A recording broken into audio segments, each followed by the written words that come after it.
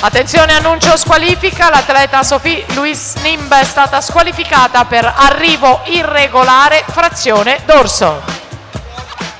Nella seconda serie Letizia Mamprin, Mirano in 1, Alessia Schiavinato, Idros in 2, Lucrezia Delantone, Team Veneto in 3, Elisa Scarpa Vidal, la vice campionessa italiana giovanile di categoria dei misti, Plentin Veneto in 4, Giulia Pecorin, Antares in 5, Consuelo Ciman, Leo Sport in 6, Roberta Corazza, Padova Nuoto in 7, Elisa Falsarella, Nottoli Nuoto in 8.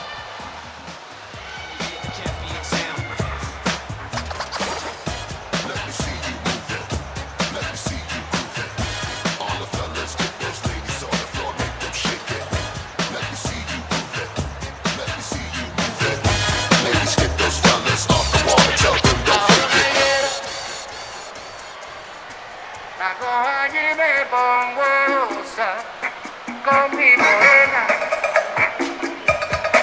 bajo la higuera,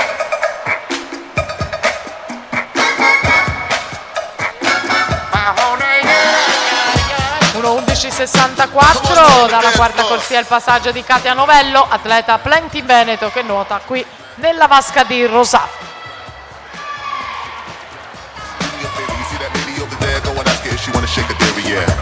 Just give it a chance. Oh, you one of those cats too cool to dance? Well, I've been waiting all week to get my party on. And the first beauty I see, I'm getting started on. Let me hear the champion sound. I know you feel this one. Ya está conmigo, madre, bajo una higuera. Ay, ay, ay.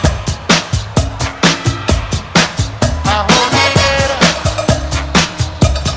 Con mi morena. Ay, cómo va.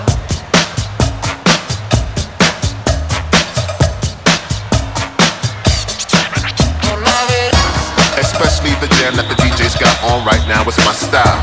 Especially the tight dress clinging to her. It's like, oh yes. Let me see you move it. Let me see you move it. All the fellas get those ladies on the floor, make them shake it. Let me see you move it. Let me see you move it. Let me see you move it. Siamo all'arrivo, intanto Giorgia Pellanda 2:30:77 su Magoga e Novello.